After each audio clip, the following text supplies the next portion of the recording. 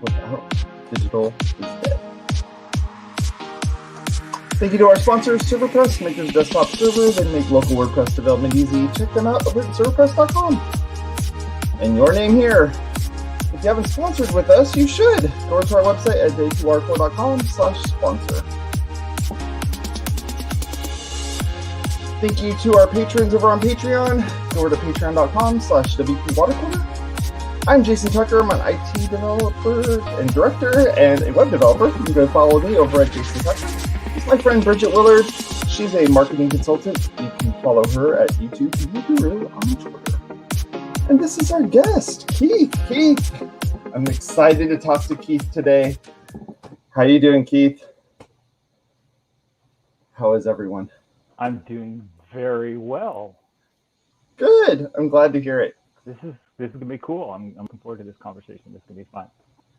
Keith, I listened to the pronunciation that you sent me, and I can remember it this morning. Yeah, tell us a little bit more about you, Keith, and especially your last name. Okay. Since you started it that way, Jason, Tucker is easy. Willard is pretty straightforward. My grandfather was an infantryman in World War II, and I have an opinion of my last name. Ooh. There were multiple years where he or my father could have had a legal name change and made it more phonetic, and they chose not to. Therefore, I will not. My name is Bashirs. It's spelled the way it's spelled, and I'm going to keep it because of my commitment to my grandfather and my father who served in Vietnam. That's awesome. Bashirs. That's awesome. Thank you for that. I appreciate a little bit of the history behind it. I too am doing some genealogy work, which requires a lot of looking through paper, especially digitized versions of paper. And yeah, at some point in my family history, someone changed their last name as well. And we had a lot of Germans that came over that just changed their name to something else and made it worse. I don't understand it. So, but it looks like you lucked out. So that's awesome. So today we're going to be talking about print, which is what I was alluding to a little bit while we were talking about this. And is print even dead? Is it dead? I don't know. We're going to find out from Keith. So Keith, tell us a little bit about like your background in print. Like, why are you even on the show about print? What do you got going on there? Okay. Yeah. So I was in the Army for that's worse.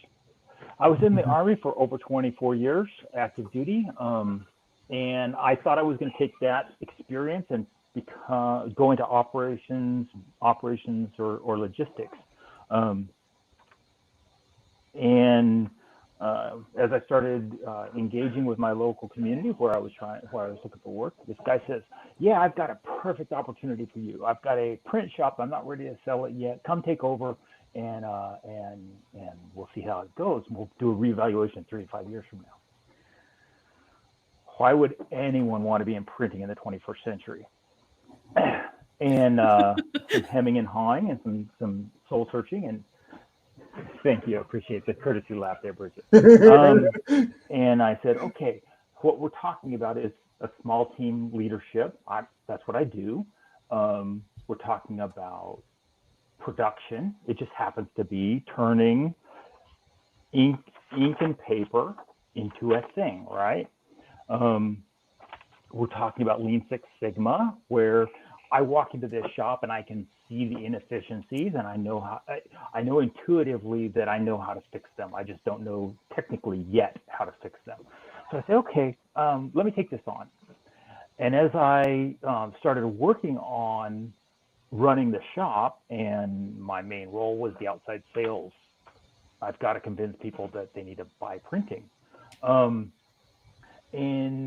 what I found was that nobody in the B2B market is buying printing because they just love printing. Even those of us who love to touch a physical book, we don't buy the book for the book. The tactile experience is part of the enjoyment of the material of the book, right?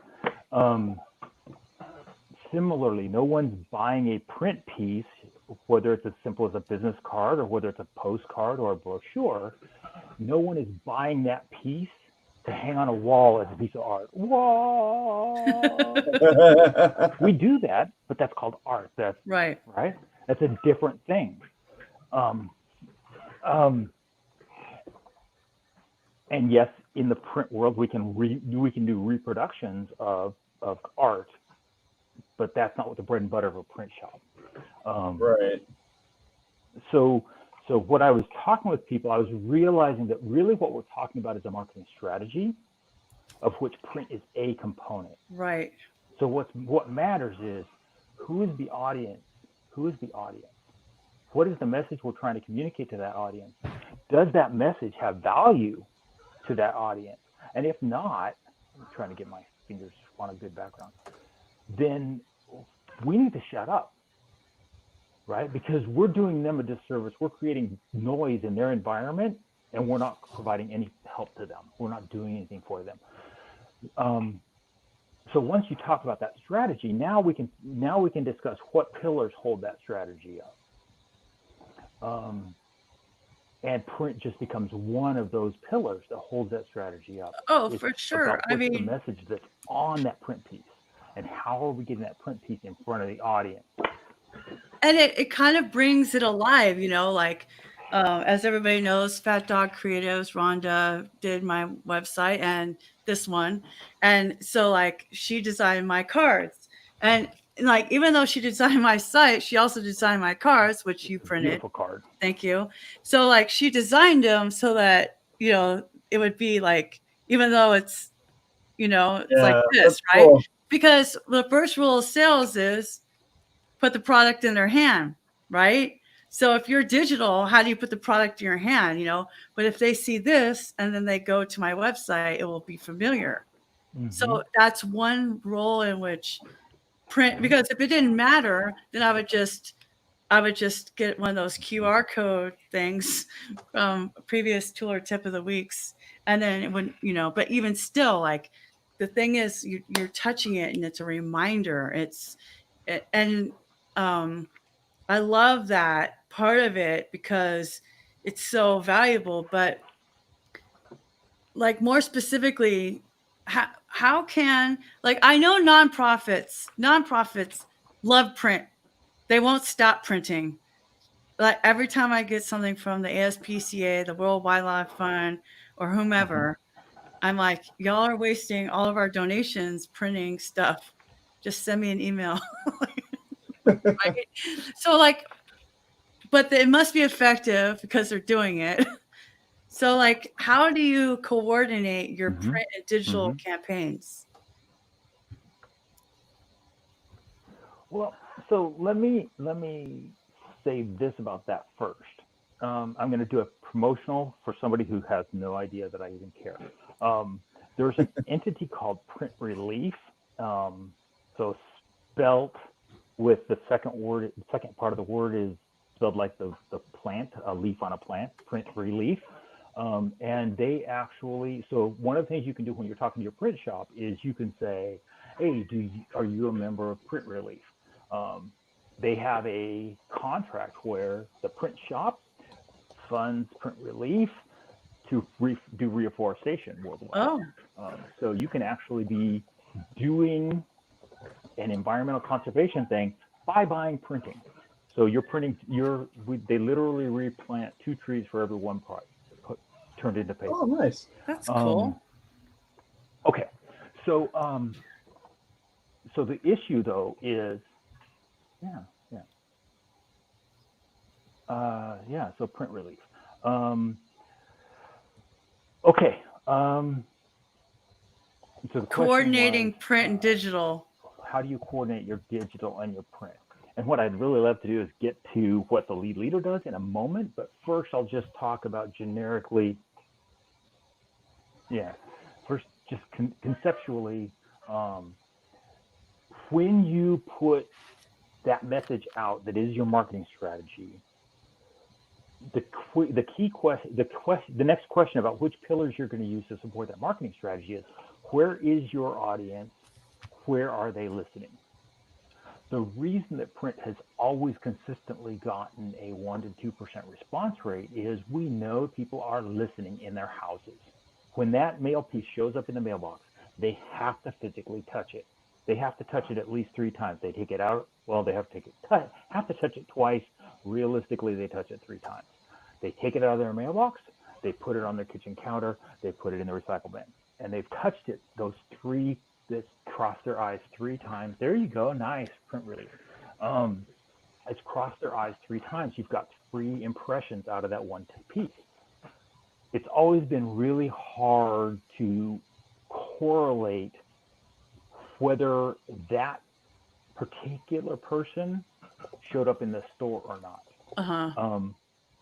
But on average, the statisticians of the world were able to confirm during the 50s, 60s, 70s, 80s that that is the response rate. You're getting a 1 to 2% response rate. We now have all these other channels. So making sure, and so Bridget, it goes to what you just showed about your business card, and I really appreciate the opportunity to print it.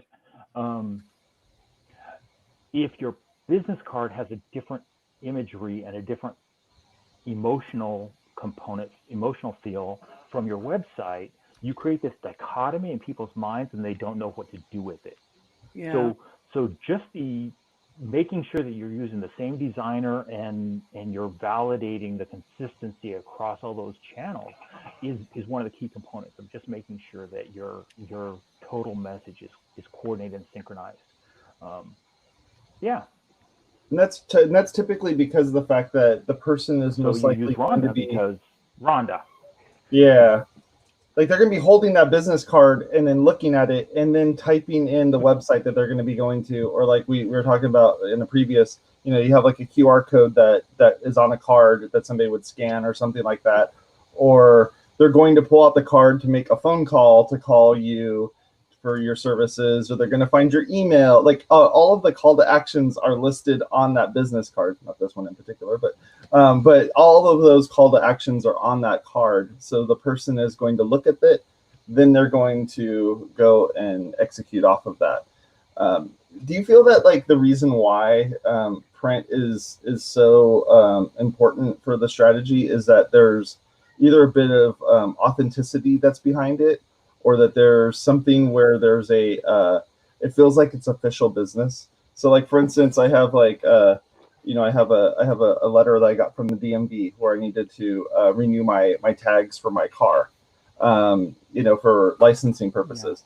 Yeah. If they were to send me an email with that, I probably wouldn't, for one, I'd probably think it's fake because it doesn't have an authentic feel to it. But the other part of it is that this is an action item, because now I'm like holding on to this thing, and it's like, by me receiving this thing, I actually have to do something with it. Do you feel that business cards have that same kind of feeling to them as well, that it's an action item or something that you're going to throw into the queue that you're going to have to look into later?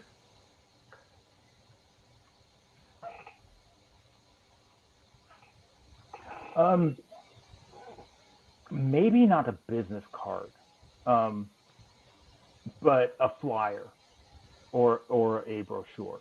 I think that the business card is kind of a transition piece. Okay. But I agree with the point you're making, that that authenticity is a word that you used. That the experience of actually touching it makes it feel real. Yeah. So I can get effectively this exact same message in a postcard which says, "Hey, I want to buy your house," or I can get a message in a text message say, "Hey, I want to buy your house." When it's in my text message, it seems like a scam anyway. And then when they have the wrong person's name and the wrong address, then I know they got bad data. Well, then we'll talk about data in a minute. This one came to my house. Clearly, whoever real estate agent wants to buy my house has the right person and the right address, and they've correlated it, and it feels like it's something that I should have to at least consider not just delete, block, right? Yeah. And Jason, your Right. point about email is really similar. I've got lots of emails stacked up in email in an email right here, and yeah, I'm not blocking these people, but I'm also not reading everything. Yeah.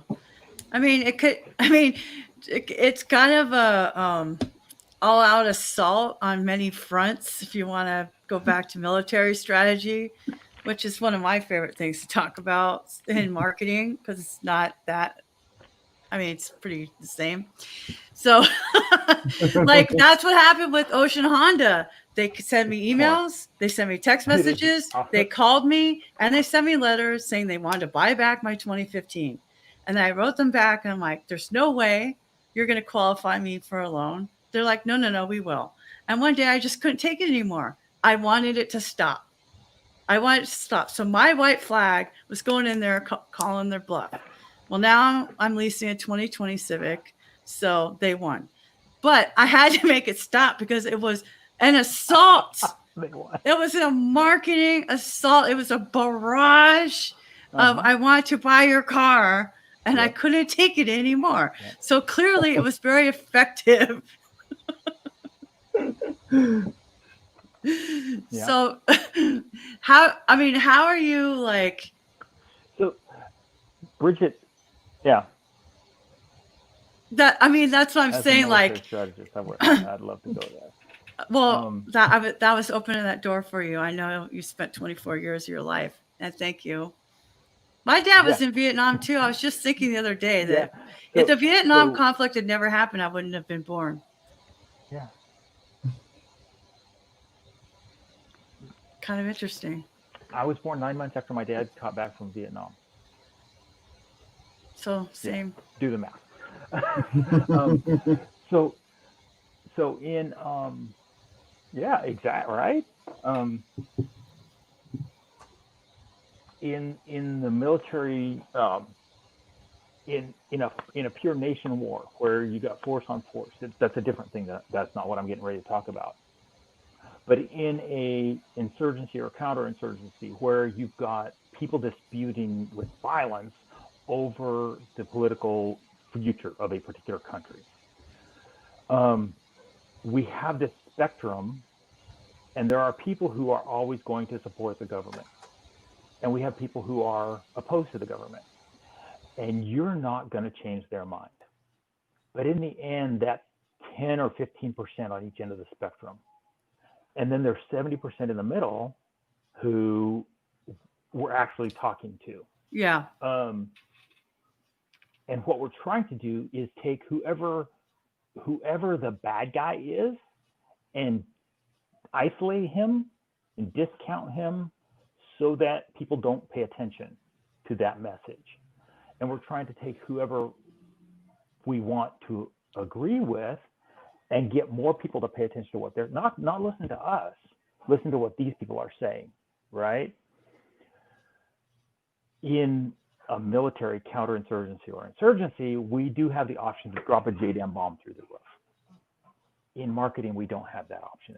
It's not ethically acceptable. I beg to differ. I get a lot of stuff in the mail during political campaigns. Illegal violence or illegal violence, depending on.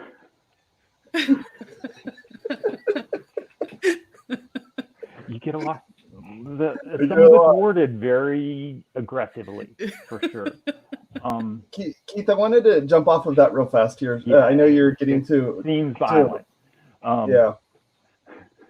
So, like with that, there has to be a generational. I made my point. Yeah, but there has to be like a benefit to working the generational gap as well with this, because I'd imagine that if you were to like each different generation and each different age class of people would probably respond to a piece of paper coming in the mail differently than someone who's just going to receive email. I mean, I get people who receive email at work. I work at a church. We work with a lot of people in nonprofit space and local communities and all that sort of thing. And I have people that are at my church who think that email is an official business and every single email needs to be responded to. And I don't just beg to differ, but I It's like, I don't understand why do you think this is like half of this stuff is junk, just throw it away. Like, you don't have to respond to every single thing.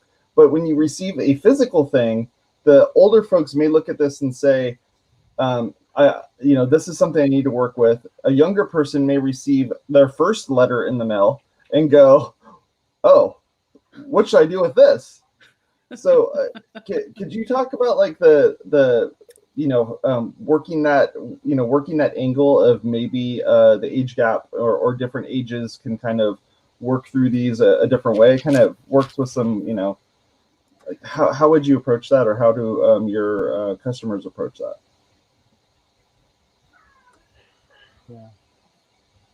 Yeah. Certainly there is a difference. I'm not sure that the pendulum is starting to swing back the other way on this particular topic yet. On some of the things that I think are happening in our society, I have an opinion that there's a pendulum swing in how people interact with each other, and a less acceptance of hierarchy and formality. I think kind of our generation, we got this, hey, these digital tools are great, let's use them. And I think there's a pendulum swing back to, hey, I'd rather have real relationships and get real contact with people.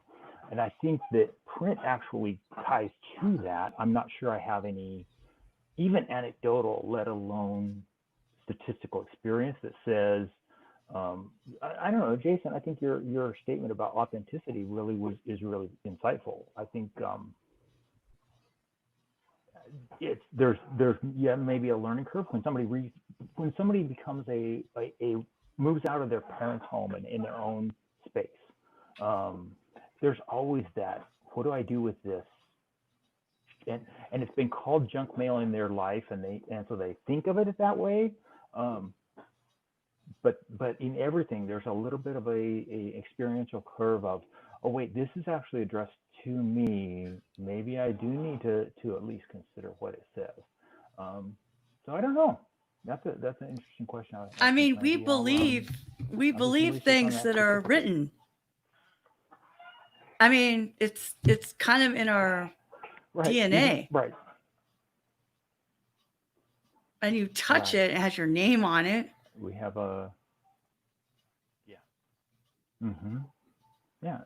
and you immediately say, oh, that is to me. Now, I'm not necessarily going to take any action, but my brain tells me that I'm obligated to respond to it in some form or fashion. But I don't know, Jason, maybe for somebody who is, say, 20 or 30 years younger than me rather than 10 or 15, maybe that would make a difference. That's an interesting question. But it kind of goes to the psychology of our identity, and from the book, Making Friends and Influencing People by Carnegie, Dale Carnegie or Carnegie. I don't know, like you watch Ken Burns, it's all Carnegie. Carnegie. But like your name is the most important thing. The most important sound to you as a person is your name. And that's why people get so upset when they mispronounce it or misspell it. You don't even know how many times my name is misspelled. Even Willard, people are trying to put extra I's in there, like Williard. And Bridget's got all kinds of T's and everything going on. I started the show not saying his last name. It just goes to show you. Right? And so we've gotten to a place where we're reading and reading and reading, but we're not interacting, and the print gives us an opportunity to interact. Right? Right. Yeah. So, the print has again, Bridget used the word that tactile moment, and it impacts us viscerally. It tells us that this is a substantive message. Where you just, even when you're reading an ebook and you're scrolling, the content is literally the same, but it just impacts your brain a little bit differently. so from a marketing perspective, the question is, how do you leverage both? The print piece is a slower cycle. The digital is all very much here now. Let's go. And if you don't hit that person in the right 30-minute window, they're not even going to see your message because it's going to scroll on by on Twitter because everybody's blowing up Twitter with all the political stuff. And I'm talking to the Twitter person in the room. So I know the platform has strengths and weaknesses. Yeah. The print piece has strengths and weaknesses. Telemarketing, somebody picking up the phone and power dialing until they get somebody on the line still has a place in the marketing world. The question is your message one that's going to get somebody to stay on the phone once you get through to them? Yeah. I mean, we've been talking about landing pages. Support a marketing strategy. Yeah, so we've been talking about landing pages a lot lately, Keith, and like how the domain looks and stuff like that, and buying a certain domain. So, have you seen clients use print media to reinforce their landing pages? Or I mean, I'm thinking maybe real estate people. Actually, well,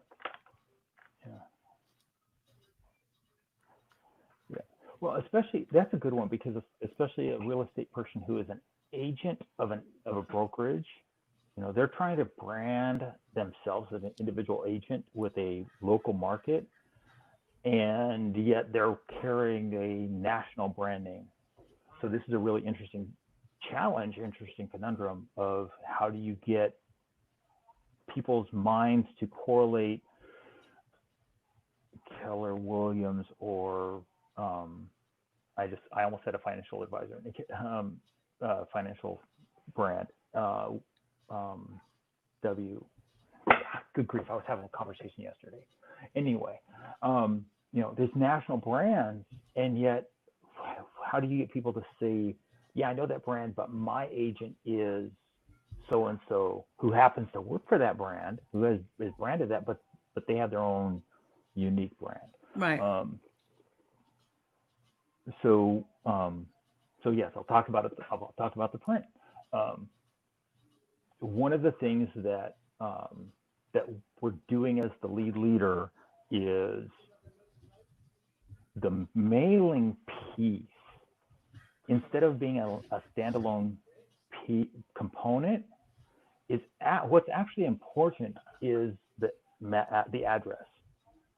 So instead of being about the mailing piece, it's about the address. Oh. What we can do as we approach the second quarter of the 21st century is we can correlate physical address, email address, social media accounts to about 40% accuracy before we even start, let alone once we start, and the phone number that lives at that address. Wow. So it's not about the mail piece. It's not about the email. It's not, did I say email address? It's not about the mail piece. It's not about the email address. It's not about the social media account. It's not about the phone number, it's not about the mail piece. It's not about the email. It's not about the social media post. It's not about the text message. It's about the fact that we have one data point that says, I know that Keith lives at this address with this phone number, or maybe two phone numbers. And he's on these 3 social media platforms with these 3 accounts. Now let me take and put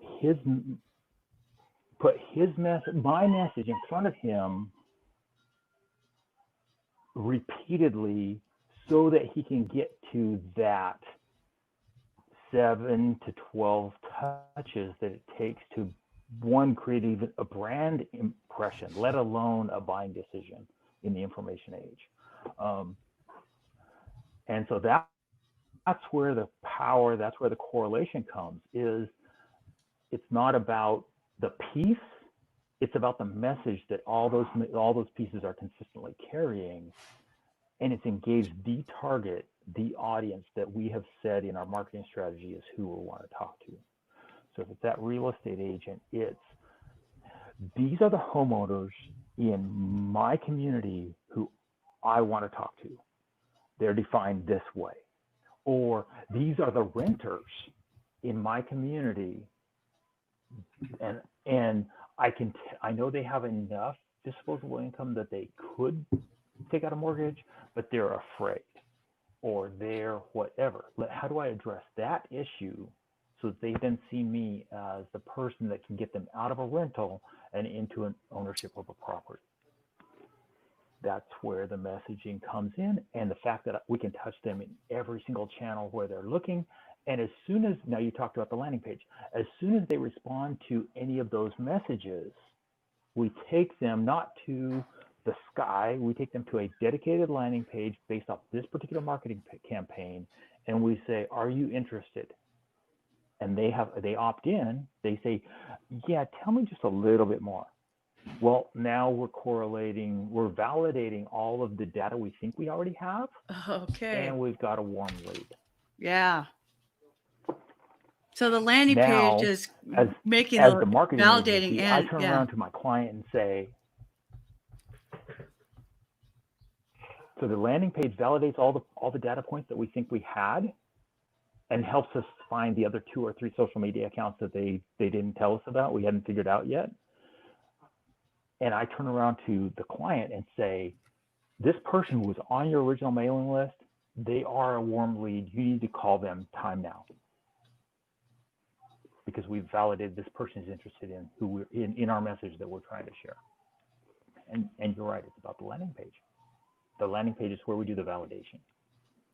See, I was thinking that, Jason, because we keep doing landing pages, and then I keep seeing key stuff with the lead leader talking about print and digital, and I'm like, there's got to be some gold there, and we just found it. Right. And that's boom, mic drop. that's where those landing pages are important, especially if you're trying to get them to go from a medium that is not digital, be it spoken word, be it a podcast. Like we have to convey to you to go to a specific website via me actually saying it. Where if it's written on a piece of paper, I have to look at that piece of paper and then type in the address. But that's your opportunity to, if you're really trying to figure out, did this person actually click on this thing, or did this person actually come from a particular medium, that you may want to have like a custom web address for that, or a custom short link, or a specific domain name for it, or a code that the person's going to have to type into. There's all sorts of ways of kind of tracking that part of it, but that whole divide, that whole switching over from one medium to the next, yeah, I mean, you got to come up with some special way to do it. There's no UTM code you can stick on there that's gonna track you to that part of it. It'd be kind of stupid, like just based upon all this information so far, 30 minutes in, it'd be foolish, is a better word, to send people just to BridgetWillard.com, or Remax.com, or whatever, insert HNRBlock.com, whatever. You should never just send them to your generic, plain website in a print campaign. Yeah, it's a perfect one. Wow. My brain is going, do.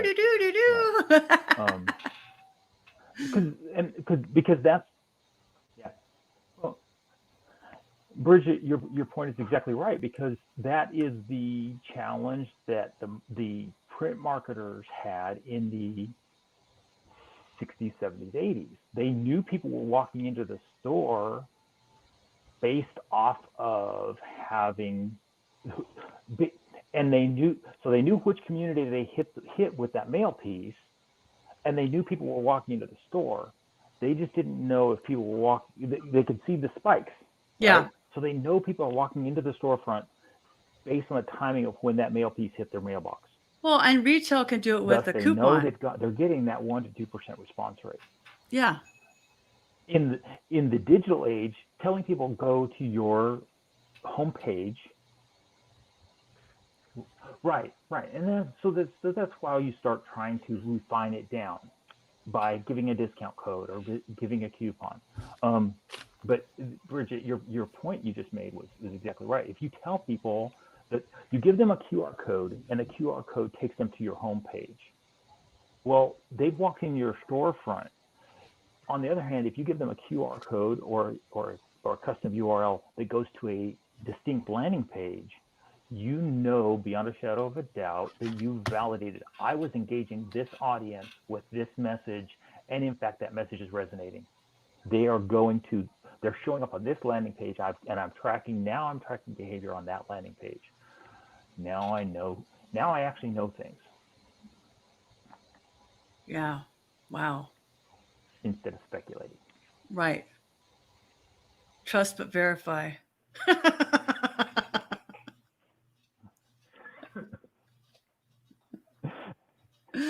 In the cavalry, we say coordinate, anticipate, verify. There you go. It sounds like a marketing strategy to me. Right, exactly. So what's the first step for someone? What should they be doing if they've been doing all digital and now they want to start really getting into the physical side of it? What's their first step? Who should they be talking to, and how should they be approaching it?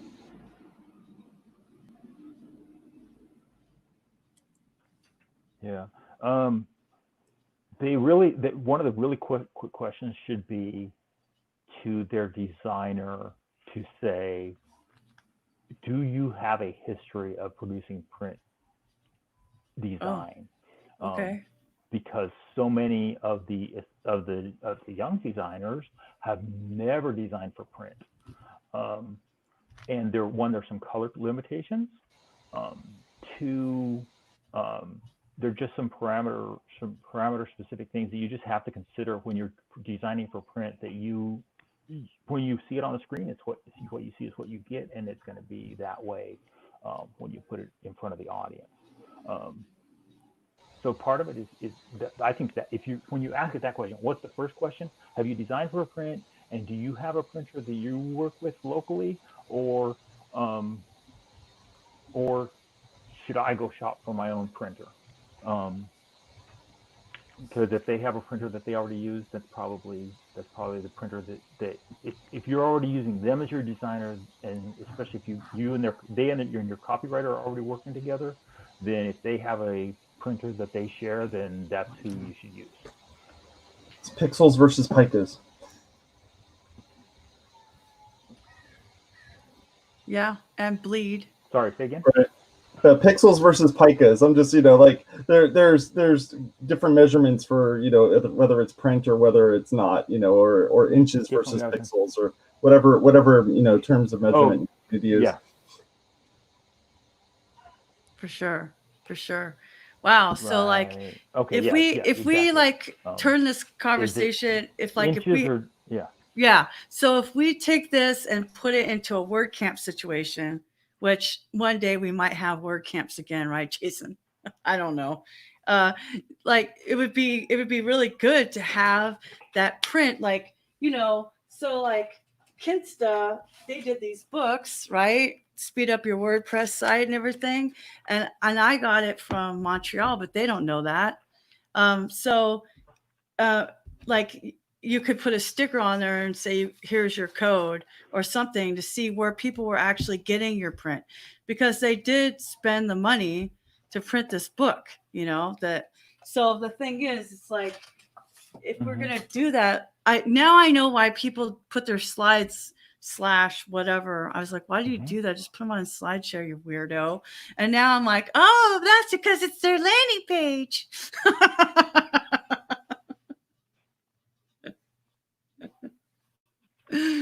So, what would you say, Jason?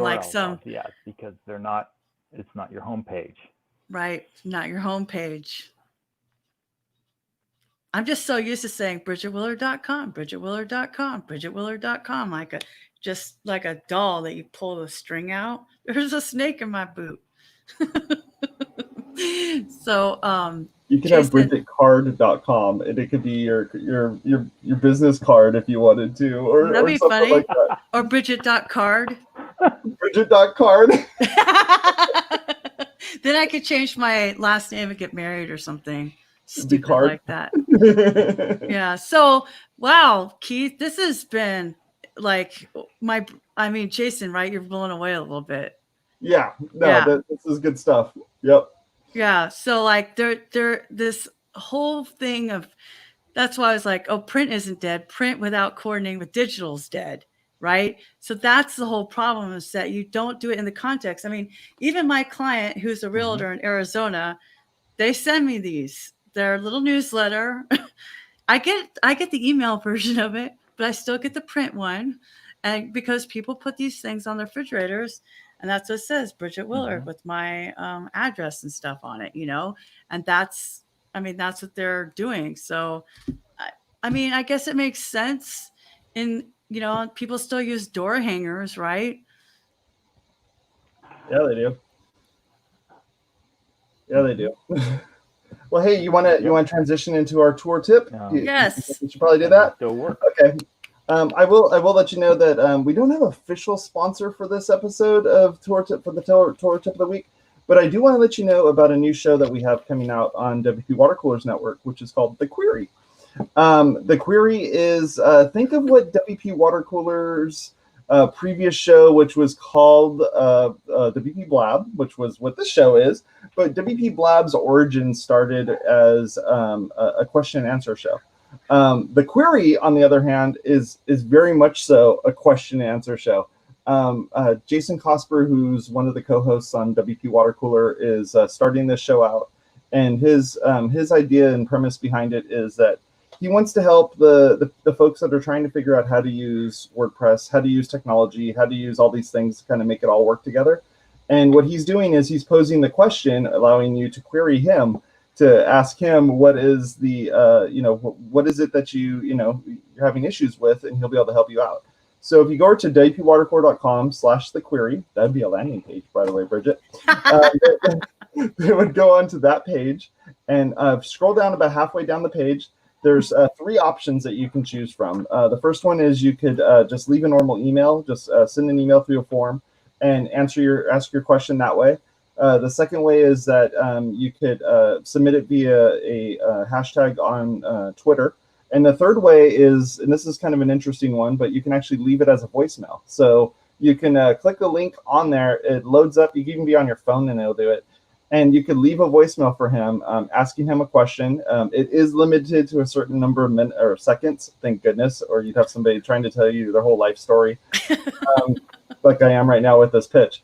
But the idea is that you go to that and he'll answer your question. So he'll do a show. We'll put all these things together and we'll actually answer all of those questions that are coming in. So feel free to go to wpwatercooler.com/thequery. And knowing Jason Cosper, he'll probably have some very interesting domain name that we'll use to redirect to it. So it'll be like, I don't know, like thequery.pizza or something like that. So, but feel free to go take a look at that. We really appreciate it. And that is The Query. And you can find that at wpwatercooler.com/thequery. All right, tour tip of the week. So if you're not familiar with tour tip of the week, we go around the room real quick and we kind of present a tour tip of the week, something that we enjoy, something that we've liked. It could be anything. It could be a piece of paper, it could be a book, it could be anything. So Bridget, what do you want to start us off? What do you got? Okay, so I've been reading a lot more lately. Books, paper books. It's weird. Like now that I had LASIK, it's just so comfortable for me to read. And I'm almost finished with The Mermaid Chair, and it's so good. It's like one of the first fiction books I've read since I don't even know how long.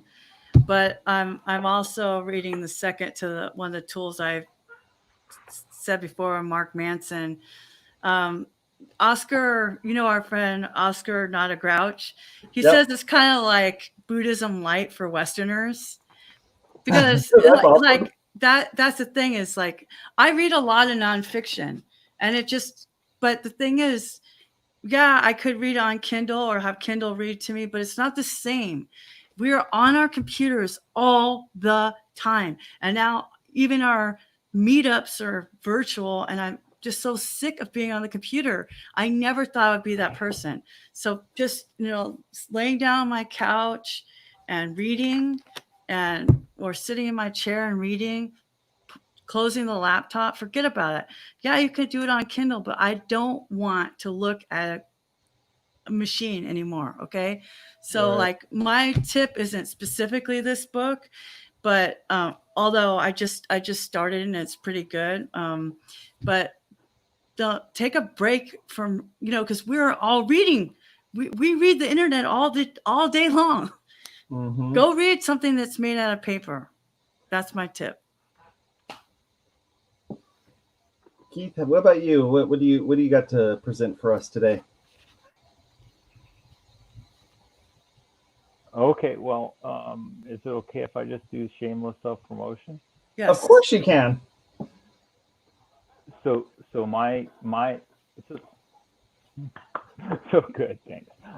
So that ability to correlate the data associated with where that person listens, their physical address, their email address, that is the big data that all the corporations are using to target all of us.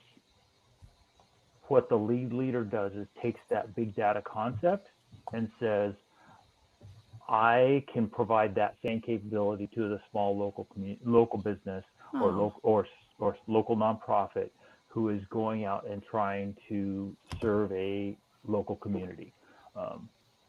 So that's what I'm bringing to the table. That's awesome. Very cool. Fair enough? Yeah, no, Love I it. think it's great. I love the idea. I love the connection between both digital as well as print. I think that that novelty that I was talking about with print, especially with the younger folks, might actually be the piece that that brings more of that tangible, physical, I'm touching a piece of paper type of thing. Mm-hmm.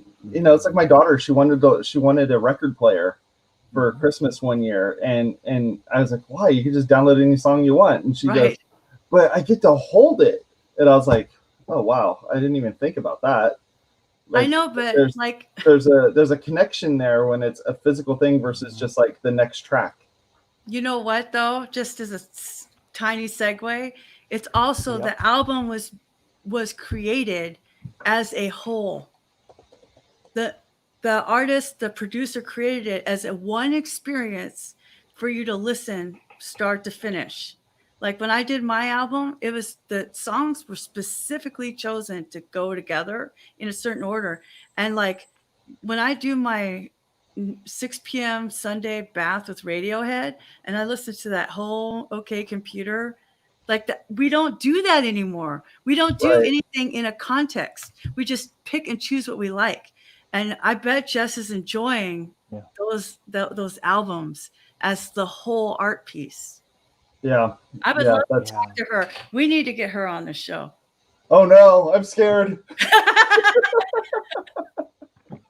What do you have for us, Jason? So it's funny. I'm not trying to set this up. I'm not trying. This is not a bit. I'm not trying to set this up or anything like that. I don't know if the two of you can see what's going to be on the screen yet, but okay, good. So my mother-in-law had to go to the doctor just for a routine checkup, right? And she forgot her medical card. And she gets there and she goes through all this stuff and forgets the medical card. So I had to go. They asked me if I could fax them the medical card, and I was like, "Oh my!" I mean, I'm old enough to understand what faxes are, and I understand why they existed at some point, but I don't understand why they still exist. And I definitely know that they are not secure in any way, shape, or form. You can literally listen to a fax and then play it back to another fax machine to reconstruct the thing. Like HIPAA compliance, I really don't understand. Like I have to build entire server rooms dedicated to HIPAA, but a fax machine that's just plugged into a wall is secure. So anyhow, I had to go download a thing called SnapFax. Now there's a whole bunch, like literally there's a zillion of these different solutions that are out there to be able to send out faxes.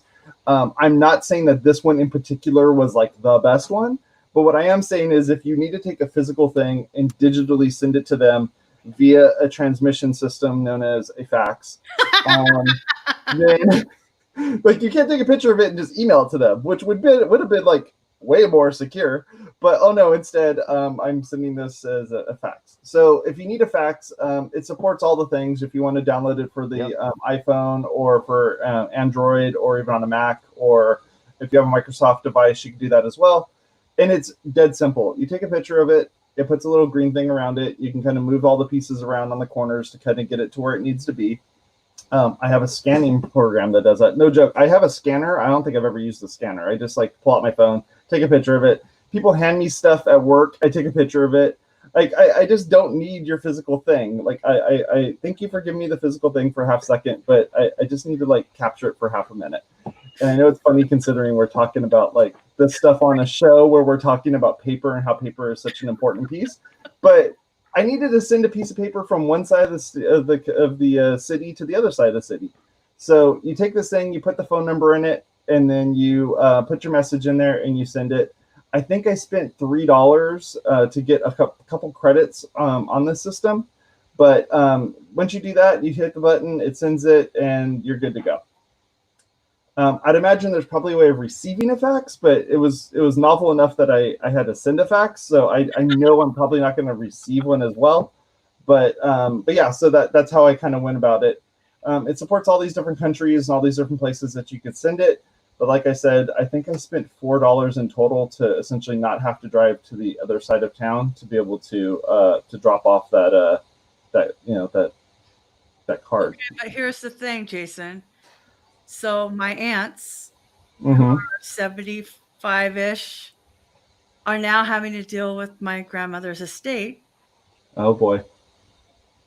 and go through all the legal system, and the courts aren't open. So they Yeah. have to send everything digital with Uh-huh. their Kindle machines Oh because no. read, they don't. So like I'm gonna send SnapFax to my aunt Yeah. right now. Yeah. Like she's so frustrated. She's so frustrated. She's not 47. She's Right. 75.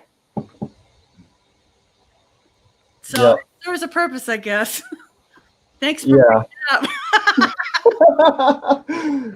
I mean the idea of having to send off something like this, especially when it comes to, we live in such a digital age that I could have, like, it took me longer to download the fax application, put in my credit card or pay through, Apple Pay or whatever. Like this whole thing, right? Where I could have hit send and it would have sent them an email. And the card didn't even have like her social security number on it or anything like that. It just had like a user identifiable ID that's only in their own system that doesn't necessarily, I don't know. It was such a thing, but it was funny that this happened right before Keith's show, because it was like, we just did all this and now it's like, oh, we just talked about print. Oh, this is print. This is essentially print, even though like the only print part of it was I was taking a picture of something that was printed. And it didn't necessarily have to be printed. Struggle was real, Jason, when you had that crazy paper. I mean, plain paper faxes were the shit. Oh my gosh. Thank you so much for your time and being on the show, Keith. I can't wait to type up all the notes. I've been writing them on paper. Keith, do you have any final words for us or observations based off what we've talked about? We have a couple minutes left here. It's been fun. Wow.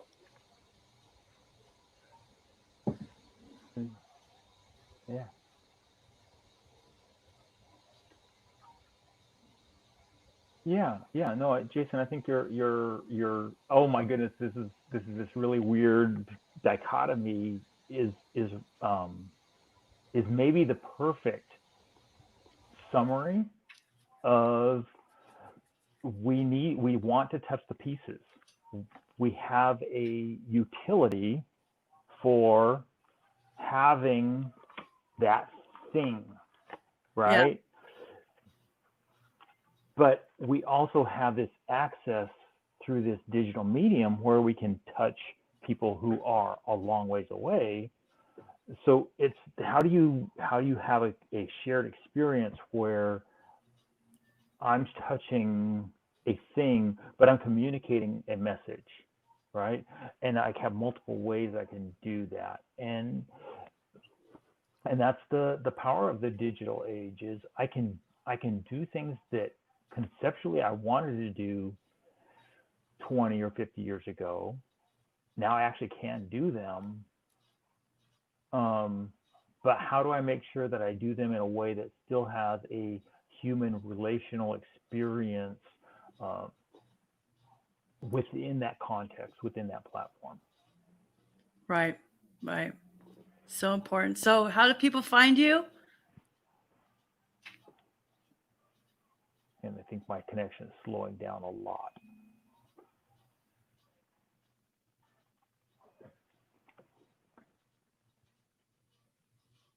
Okay, well, you had my homepage up, theleadleader.net. On that homepage, there's a link to under the direct mail, integrated direct mail phrase. There's an actual link to a landing page, which talks to what exactly we've been talking about today about the integration of direct mail with a holistic marketing campaign. Sweet. On the social media platforms, I'm either Keith Bashirs or I am the Bald Guy Marketing, and you can find me on Instagram and Twitter as Bald Guy Marketing. LinkedIn, Facebook, Twitter, Instagram, or keith.theleadleader@gmail.com is easy too. Cool. Fair enough. I'll definitely link to that in the show notes. I can't believe you did a thing it's so prepared. I love it. Yeah, thank you very much, Keith, for being on the show today. We really appreciate it. I'm going to play our outro. So here we go. If you want to help us out on Patreon, go to patreon.com/WPwatercooler. We really appreciate that. And if you want to help us out just like these folks did, thank you very much for helping us out with that. We really appreciate it. If you like this stuff, hit the subscribe button, click that little bell if you're watching us on YouTube. We really appreciate that. And if you're wanting to listen to us as a podcast, we're a podcast too. Go to WPwatercooler.com/subscribe, where you can learn how to subscribe to this content and all the other content that we're putting out. As you can see, we've kind of updated all of the logos and all that stuff as well. So thank you very much for that. Talk to y'all later. Bye-bye.